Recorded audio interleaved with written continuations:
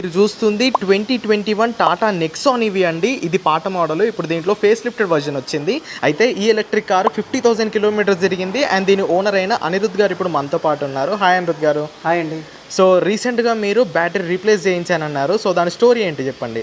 So basically 45,000 వచ్చేటప్పటికి నాకు lymph mode activated, అంటే లిమిటెడ్ పర్ఫార్మెన్స్ మోడ్ యాక్టివేటెడ్ అని ఒక ఆరెంజ్ కలర్ లైట్ నాకు డాష్ బోర్డ్లో కనిపించేసిందండి. అది దాని తర్వాత వచ్చి దానికి అది నన్ను నెక్స్ట్ 24%కి వచ్చేసేసి నా కార్ అనేది మూవ్ అవ్వట్లేదు దాని తర్వాత. సో అది చెక్ చేసుకొని నేను వెళ్తే సర్వీస్ సెంటర్ ఆల్రెడీ డిఫాల్ట్గా 3 years వస్తుంది మనకి కార్తో పాటు వారంటీ. అంటే మీరు అనొచ్చు బ్యాటరీ ప్యాక్కి అండ్ మోటార్కి 8 years వారంటీ ఉంది కదా అని, కానీ terms and conditions apply. So ఇలాంటి కేసెస్లో ఎక్స్టెండెడ్ వారంటీ అనేది తీసుకోవడం అనేది బెస్ట్. సో ఎలక్ట్రికల్ కాంపోనెంట్స్ కానివ్వండి, AC cooling system or compressors or other దీనిపైన వస్తుంది కాబట్టి. సో మనకి వారంటీ క్లెయిమ్ ఎలా చేసుకోవాలంటే ఫస్ట్ ప్రాపర్గా ఎవిడెన్స్ అనేది తీసుకోండి.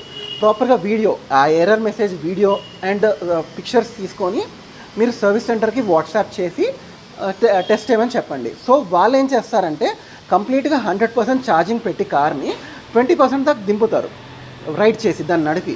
అప్పుడు వాళ్ళకి మళ్ళీ వస్తుంది అంటే confirm there is a battery pack అనేది ప్రాబ్లం ఉంది and they are going to replace under warranty from. అది ఎక్కడి నుంచి వస్తుందంటే మహారాష్ట్ర నుంచి వస్తుంది, పూణే నుంచి బ్యాటరీ ప్యాక్ అనేది వస్తుంది.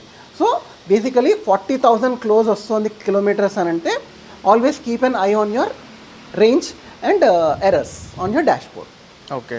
సో ఇప్పుడు వారంటీలో మన క్లెయిమ్ రిజెక్ట్ అవ్వకూడదు అనుకుంటే ఎలాంటి జాగ్రత్త పాటించాలి? సో ఎలాంటి జాగ్రత్తలు అంటే కింద బ్యాటరీ ప్యాక్కి స్క్రాచెస్, డెంట్స్, ఇలాంటి మేజర్ యాక్సిడెంట్స్ కాకుండా చూసుకోండి. ఇన్ కేసు మనం ఒక పెద్ద రాయి ఉంది, బండరాయి ఉంది, ఆర్ ట్రెక్కింగ్కి వెళ్ళాం forest area, some other hilly ఏరియాస్లో, ఇంకా రాళ్ళపై నుంచి మీరు వెళ్ళేటప్పుడు జాగ్రత్తగా ఉండండి. ఆ బ్యాటరీ ప్యాక్ అనేది ఒక రాయి తగిలింది, ఒక హోల్ పడినా చాలు, ఆ రీజన్తో మీకు అనేది వారంటీ అనేది రిజెక్ట్ అవుతుంది. అలాంటప్పుడు ఈధర్ మీరు ఇన్సూరెన్స్ అనేది క్లెయిమ్ చేసుకొని ఆ బాక్స్ అనేది ఇన్సూరెన్స్లో క్లెయిమ్ చేసుకోవాలి, లేదు అంటే మీ ఓన్ మనీతో ఆ బాక్స్ అనేది రీప్లేస్ చేసుకోవాలి. బ్యాటరీని మాత్రం జాగ్రత్తగా కాపాడుకోవాలి. బ్యాటరీ అనేది జాగ్రత్తగా కాపాడుకోండి. And time to time under body ఒకసారి ఇన్స్పెక్ట్ చేసుకోండి. దానికి పెయింటింగ్ కానీ under body anti rust coating వేయించుకోవడం అనేది ఇంకా బెస్ట్. థ్యాంక్ యూ అండి. వెల్కమ్.